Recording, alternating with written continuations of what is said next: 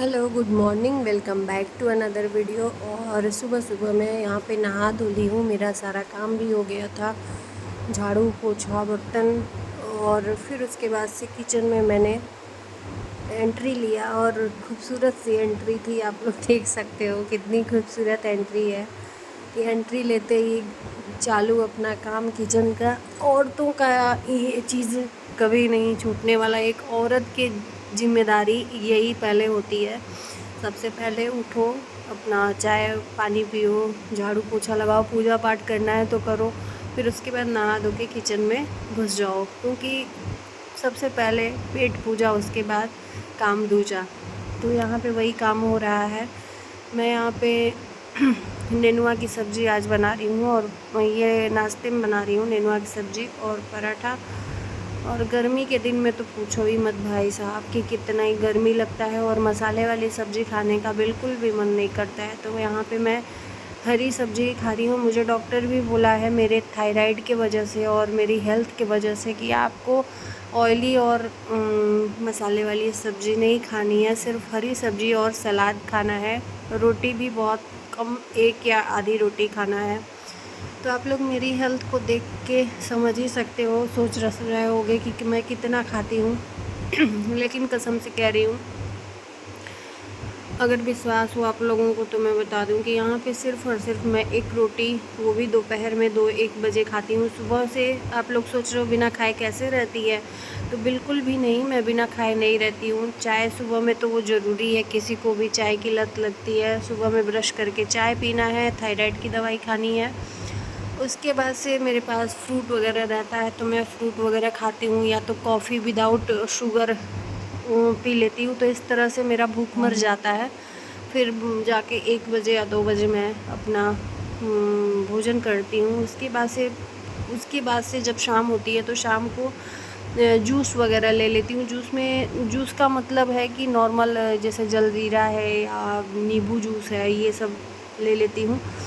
और उसके बाद रात में भी सोते टाइम में मन करता है तो खाती हूँ, नहीं तो अभी 1 रोटी या 2 रोटी, फिर उसके बाद से टहलती हूँ।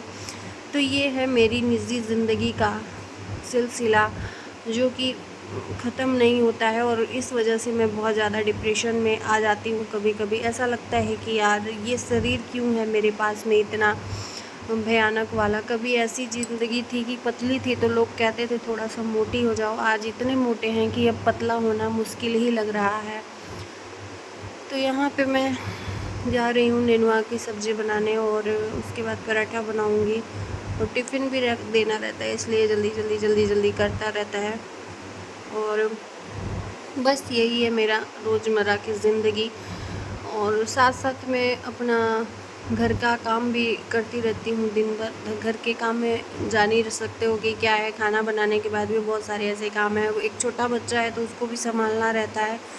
तो दिन भर कहना आसान है कि क्या करती हो दिन भर।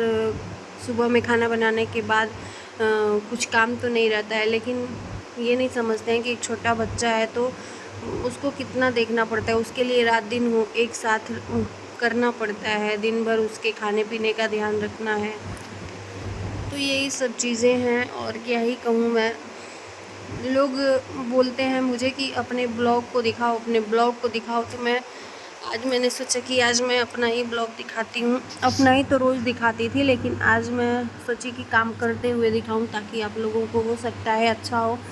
मैं देखती हूँ लोगों का कि अपना काम किचन में कैमरा लगा देते हैं, किचन का काम करते रहते हैं और फिर झाड़ू पोछा लगाते हैं, तो वो लोग बहुत ज़्यादा अच्छे से देखते हैं। तो इसलिए मैंने सोचा आज ट्राई किया ये ब्लॉग बनाने का, कि देखते हैं कि आप लोगों को अच्छा लगता है कि नहीं। और कुछ कहने के लिए नहीं था, बस ये सोच रही थी कि क्या मेरी लाइफ में यही रह गया है, सिर्फ़ और सिर्फ किचन और किचन से घर। इसके आगे मैं इतना सब पढ़ाई करके भी मेरा सब व्यर्थ जा रहा है। मैंने सोचा था शादी के पहले कि मैं जॉब करूँगी, अच्छा पैसा कमाऊँगी, लेकिन कहते हैं ना कि सोची हुई बात आपकी पूरी नहीं होती है। सोच के अब आप, हाँ, पूरी किसकी होती है, जो मन में ठान लेता है कि नहीं मुझे करना है। ऐसा नहीं है कि मैंने ठाना नहीं था कि मुझे करना है, लेकिन स्थिति और परिस्थिति ऐसी हो जाती है कि आप उसके अनुकूल हो जाते हो और फिर आपके हाथ में कुछ भी नहीं रहता है। आप लाख कुछ भी पढ़ाई कर लो, लेकिन जब गृहस्थी जीवन में आप जाते हो ना, तो उस टाइम पे आपको बहुत सारी चीज़ों को लेके चलना पड़ता है। और बस वही है, जब शादी के बाद इंसान घर आता है, ससुराल आता है, तो पूरी सब लोगों को, ससुराल की जिम्मेदारियों को, पति की जिम्मेदारियों को देखना पड़ता है, फिर अपने सपनों को मार देना पड़ता है। तो वो लोग कहाँ जाते हैं जो लोग ये नहीं सोचते कि एक बहू भी आती है किसी के अपने घर से छोड़ के आपके घर में, तो उसकी खुशी को कौन ध्यान रखेगा। वो सबके खुशियों का ध्यान रखती है, आपके पूरे परिवार के खुशियों का ध्यान रखती है, तो एक बहू की खुशियों का कौन ध्यान रखेगा, ये किसी ने नहीं सोचा है। हालांकि वो भी एक टाइम पे बहू बन के उस घर में आए होंगे लोग, लेकिन ये किसी ने नहीं सोचा। तो ये सभी एक महिलाओं का नहीं है, सभी महिलाओं का है, लेकिन ये मेरी सोच नहीं है। अब आप लोग यहाँ पे सोचोगे कि मैं भी तो बहू हूँ, मैं भी कभी मतलब अपनी बहू का सास बनूँगी, तो लेकिन मेरी ये सोच है कि मेरी बहू को मेरे जो भी उसको खुशी होगा, चाहे जैसे भी होगी, उसको मैं बंधन में नहीं रख सकती हूँ। आजकल के ज़माने में जो चीज़ें चल रही हैं उसके अनुकूल चलना चाहिए, ना कि अपनी सोच को किसी के ऊपर थोपना चाहिए, अपने खास करके बेटा बहू के ऊपर। तो मेरा यही सोच है कि जैसे बच्चे रहते हैं, जिस खुशी में बच्चों की खुशी है, वो खुशियाँ बच्चों के साथ में मिल के बाँट लें, तो बच्चे आपके साथ में फ्रेंड जैसे रहेंगे, ना कि अपना जो विचार है, अपनी व्यवस्था है, उन लोगों के ऊपर थोपेंगे, तो इसी तरह से बच्चे आपसे दूर हो जाते हैं। ये मेरा मानना है। तो मेरा ये मानना है कि अब मेरा विचार मैं मतलब नहीं थोपना चाहती। आगे चल के क्या होगा क्या नहीं होगा भगवान जाने, लेकिन ये मेरा, जब आप अच्छा सोचोगे तो आपके साथ में अच्छा ही होगा।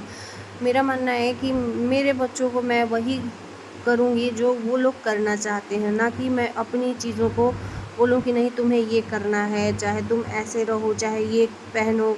नहीं, तुमको जो पहनना है पहनो, जो खाना है खाओ, जैसे रहना है रहो, लेकिन बस ये चाहिए कि हम जैसे आपको छूट दे रहे हैं वैसे आप लोग भी ध्यान रखो, बस इतना चाहिए। बाकी आप लोग जैसे चाहे वैसे रहो, किसी बंधन के अनुकूल नहीं हो आप लोग। तो ये बस ऐसी सोच अगर सभी की रहे, मेरा मानना है, तो किसी भी घर के बच्चे अपने माँ बाप के अगेंस्ट नहीं होंगे, एक साथ होंगे।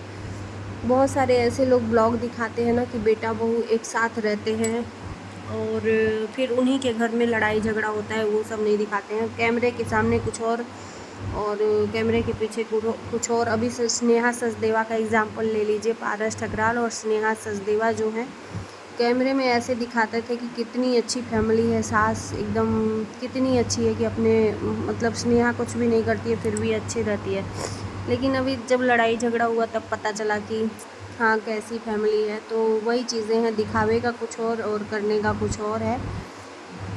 ऐसा बिल्कुल भी नहीं होना चाहिए।